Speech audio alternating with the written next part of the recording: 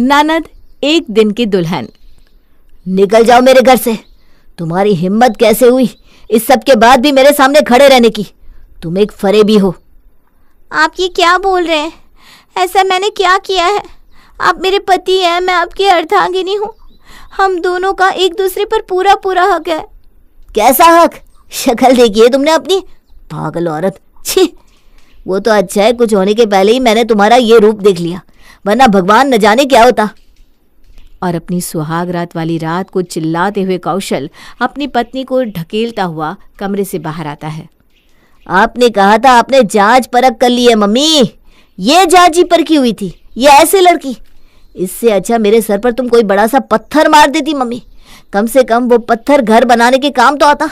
इस कंकर का मैं क्या करूं? कहाँ रखूं इसे? ये सब क्या है? मुझे खुद कुछ पता नहीं मम्मी जी। मैंने तो बस इनके हाथों पर हाथ रखा और ये जोर जोर से चिल्लाने लगे। न जाने मुझसे क्या गलती होगी। मम्मी जी ने समझाइए ना। छी, वो टच तो तुम मुझे याद भी मत दिलाओ। छी, घिन आती है मुझे तुमसे। मैं हाथ धोने जा रहा हूँ। मम्मी, तुम इस लड़की को यहाँ से निकाल दो। एक पल भी और मेरी आंखों के सामने दिखाई दी ना तो मैं इस घर से चला जाऊंगा। सब समझ रही हूँ बेटा, सामने दिख ही रहा है क्या असलियत है और क्या झूठ। अब तो इसके मायके वाले ही बताएंगे। सामान बांध अपना नेहा, अब बात तुम्हारे घर वालों से होगी। रात के 1 बजे शादी के लहंगे में मैं कहाँ जाऊंगी मम्मी जी? कौशल हमारा इकलौता बेटा है। उसने शादी के लिए हाँ की थी, इसलिए हम तुम्हें अपनी बहू बनाकर लाए थे। तुम्हारा इस घर से रिश्ता मेरे बेटे के कारण है, और अगर वही जब तुम्हें नहीं अपनाना चाहता तो इसमें हम कुछ नहीं कर सकते। बाहर गाड़ी खड़ी है, ड्राइवर तुम्हें तुम्हारे मायके तक छोड़ाएगा। चलिए सुगंधा जी, रात बहुत हो गई है, हमें सोने चलना चाहिए। इसका ऐसा रूप देखकर मेरा बेटा वहाँ उल्टियाँ कर रहा है, कैसे सो जाऊँ मैं? तू जा यहाँ से नेहा, वरना कौशल की तबीयत और बिगड़ जाएगी। घर के सभी नौकर सर झुकाए घर की बहू के साथ ऐसा बर्ताव होता देख रहे थे और अपनी सुहाग रात के दिन ही नेहा को अपने ससुराल को छोड़कर वापस अपने मायके आना पड़ता है। पर उस कमरे में ऐसा हुआ क्या था? ऐसा क्या देख लिया था कौशल ने जो उसने फेरे के 1 दिन बाद ही अपनी बीवी को त्याग दिया? गाड़ी में बैठी हुई अपने ससुराल में बीते चंद लम्हे लगातार नेहा की आंखों के सामने आ रहे थे। आंखों में कई सपने लिए नेहा कौशल का हाथ पकड़े अपने ससुराल आती है। सारे नियम हो गए बेटा, पूरा दिन लग गया ना रस्मों में। काफ़ी देर तू रह गई अपने पति के बिना, पर आज से तेरा कौशल तेरा है। जा कमरे में, कमरा अच्छी तरह सजवा दिया है मैंने। याद रखना, पत्नी का धर्म होता है पति को खुश करना। जी मम्मी जी, मैं कौशल का पूरा पूरा ध्यान रखूंगी। कुछ देर बाद कौशल कमरे में आता है और दूध का भरा हुआ ग्लास पीकर नेहा का घूंघट उठाता है। बिल्कुल वैसी ही है जैसा मैंने सोचा था। मैं बाकी पतियों जैसा नहीं हूं नेहा कि आते ही तुम पर हक जमाऊं। मैं दुनिया की सारी खुशी देना चाहता हूं तुम्हें। तुम भी थक गई होगी, पहले जाओ, जाकर फ्रेश हो जाओ। मैं तो यही हूँ, कहाँ जा रहा हूँ? हमेशा के लिए तुम्हारा। आपको थकावट मेरे चेहरे पर भी दिख गई कौशल। लगता है मेरे 16 सोमवार का फल है आप। मैं ना अभी ज़रा ये मेकअप धोकर आती हूँ। इस मेकअप को 24 घंटे लगाकर मैं खुद परेशान हो गई हूँ। बाथरूम जाकर नेहा चेहरा धोकर बाहर आती है और अपनी बैग से चश्मा निकालकर उसे पहन लेती है। बिस्तर पर बैठकर जैसे ही वो अपना हाथ अपने पति के हाथ पर रखती है, कौशल जोर जोर से चिल्लाने लगता है। ये सारी बातें नेहा सोच रही थी कि तभी ड्राइवर कहता है, छोटी मैम साहब, आपका घर आ गया है। बस एक बात बोलना चाहूँगा छोटी मैम साहब, हम तो जानते ही थे कि ये होना ही है। छोटे साहब को चेहरे की खूबसूरती ज़्यादा पसंद आती है। शादी के वक्त ही कुछ कुछ चीज़ें साफ साफ बता देनी चाहिए। आप चश्मा लगाती हैं, आपका रंग थोड़ा सांवला सा है। बस इसी बात से छोटे साहब चिढ़ गए हैं। क्या? मैंने चश्मा लगाया इसलिए? What nonsense. पर ये तो सच बात है ना कि किसकी आईब्रो इतनी सुंदर होती है, किसके आईलैशेस इतने बड़े होते हैं। वो सब तो मेकअप था। बिना मेकअप वो मुझे अपने साथ रख नहीं सकते, तो शादी क्यों की मुझसे? गाड़ी से उतरकर नेहा अपने घर जाती है और दरवाजे पर अपनी 1 दिन की ब्याही बहन को इस हालत में देखकर सभी घबरा जाते हैं। ये सब क्या है नेहा? तू इस वक्त यहाँ? जीजा जी कहाँ है? सब ठीक तो है ना? माँ जी की तबीयत तो ठीक है ना? कहीं उनकी तबीयत को। आप ये बैग क्यों साथ में लेकर आई हैं? वो घर छोड़कर आई हूँ मैं भाभी। आपका गुस्सा दीदी, इसी बात का डर था मुझे। पति पत्नी में तो बहस हो जाती है, क्या मेरे और इनमें नहीं होती? आए दिन तो होती रहती है बहस। तो क्या छोटी छोटी बातों में ससुराल छोड़ के मायके चली जाऊं मैं? एक दिन पहले हुई है आपकी शादी, एक दिन पहले। लहंगा तक नहीं बदला अभी आपने और आप घर छोड़कर आ गए। अरे रुक जाओ ना सोनिया, उसे बोलने तो दो। क्या बोले तू भाभी? इसीलिए मैं कह रही थी कि शादी के पहले लड़के से इतनी बातचीत मत करो, मन भर गया होगा उसका। इसके पहले जब भी मैं कौशल से मिली, हमेशा मैं आप लोगों के कहने पर मेकअप करके ही मिली। मैं चश्मे भी नहीं लगाती थी, पर अब हमारी शादी हो गई थी। उसने कहा फ्रेश हो जाओ। मैंने फ्रेश होकर चश्मा पहन लिया, बिना मेकअप किए मेरा चेहरा देखकर, और मुझे चश्मे में देखकर कौशल जोर जोर से चिल्लाने लगा।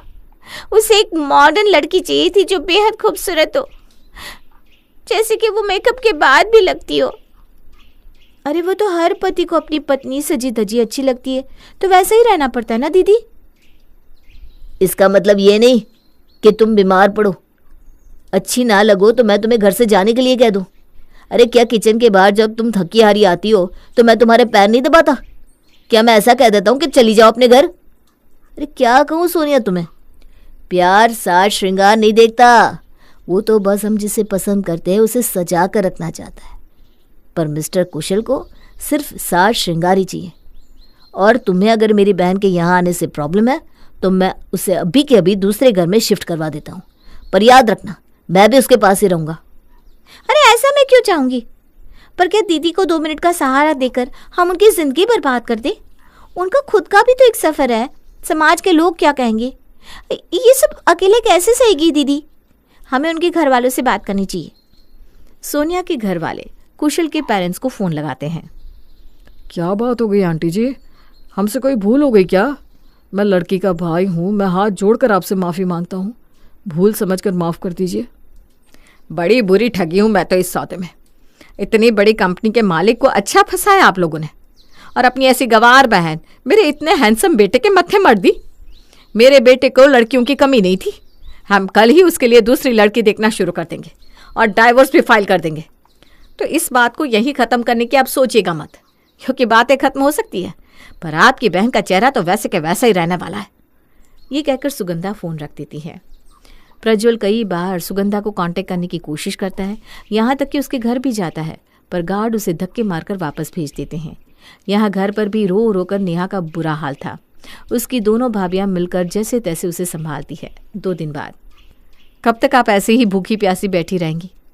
जीजा जी को कोई मतलब नहीं है, वो तो उल्टा खुश हो रहे होंगे, पर मैं आपको इस हालत में नहीं देख सकती दीदी।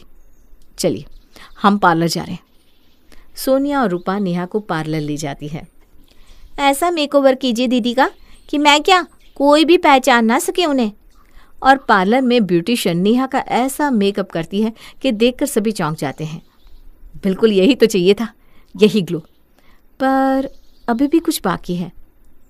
पर अब इस मेकअप का क्या फ़ायदा भाभी? ये सब करके क्या होगा? अरे बस 2 महीने दे दे मुझे, तुझे सब समझ में आ जाएगा।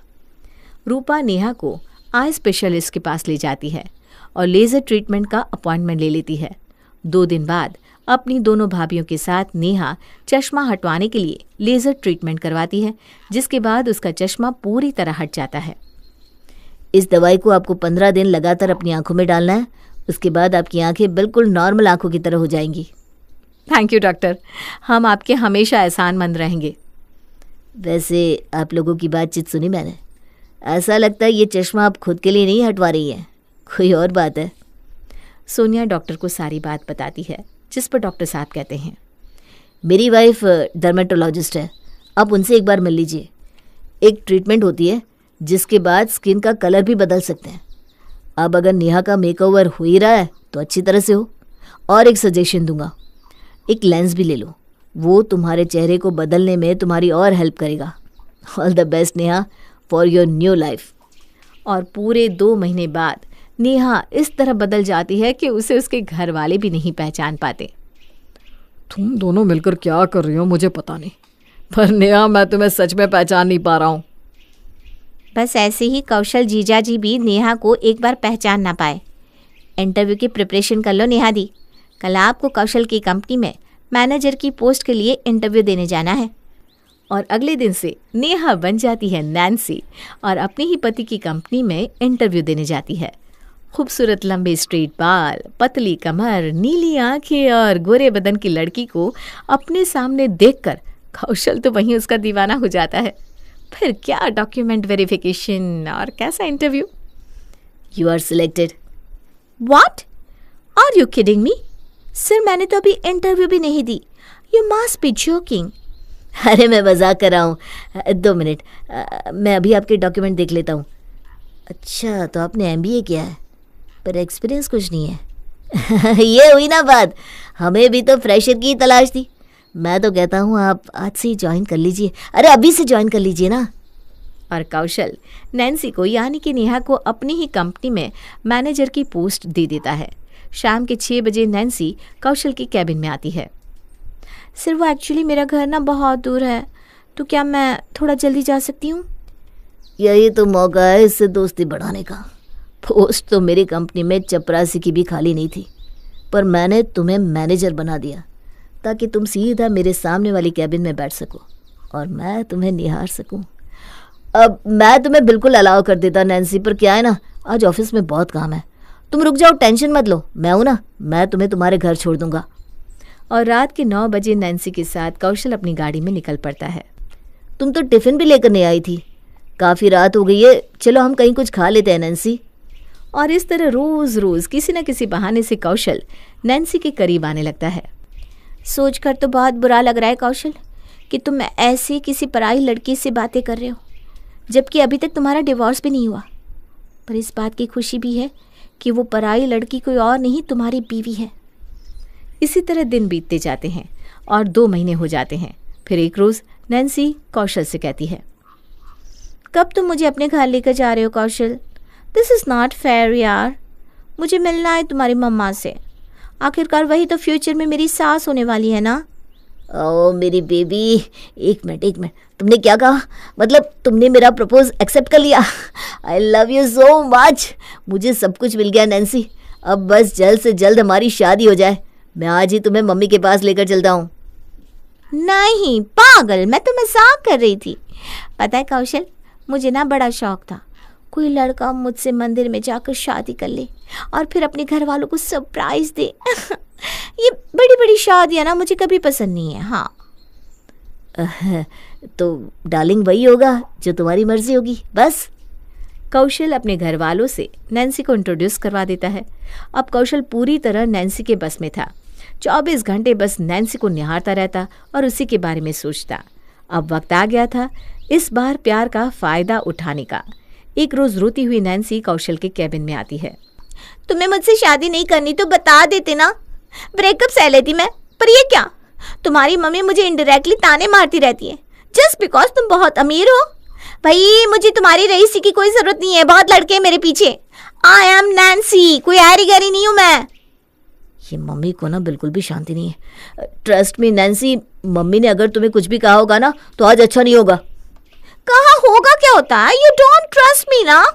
हर रोज किसी नेहा से कंपेयर करती है वो मुझसे। ये कौन है नेहा? ये सुनते ही कौशल गुस्से में घर जाता है और अपनी माँ के पास जाकर बुरी तरह उनसे लड़ाई करने लगता है। अरे बेटा, वो लड़की झूठ बोल रही है, मैंने ऐसा कुछ भी नहीं कहा। अब तू ही बता, मैं क्या ऐसा कह सकती हूँ? इसका मतलब कि नैन्सी झूठ कह रही है, यानी आप उसे झूठा साबित करना चाहती हैं। मम्मी इसीलिए वो बेचारी फूट फूट कर रो रही थी। अरे गलत क्या कहा उसने? आप उसे झूठी कह रही हैं। अभी भी आप वही कर रही है ना मम्मी? क्या चाहती है आप कि मेरा घर ही ना बसे कभी? अरे मैं ऐसा क्यों चाहूंगी बेटा, मेरी बात तो सुन ले। मुझे कुछ नहीं सुनना, आप प्लीज मुझसे बात मत कीजिए, मैं जा रहा हूं।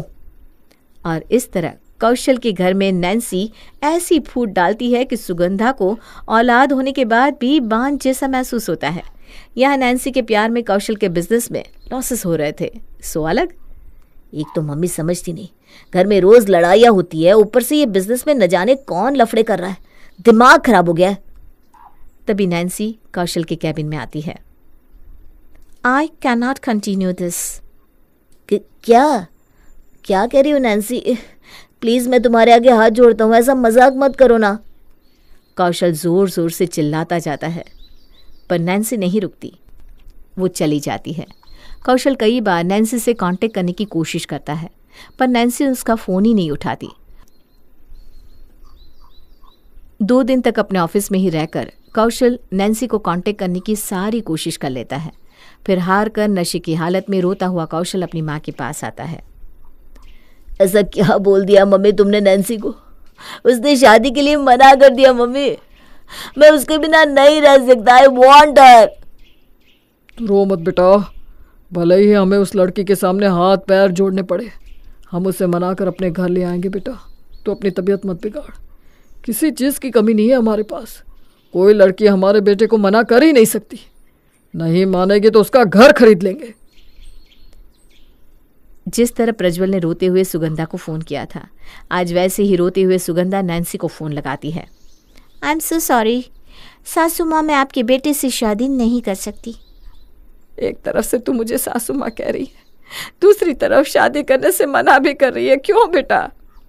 क्योंकि मैं नैन्सी नहीं, नेहा हूँ, आपकी वही बहू जिसको सुहाग रात के दिन आपके बेटे ने बेघर कर दिया था और बड़े प्यार से आप लोगों ने उसका साथ भी दिया था।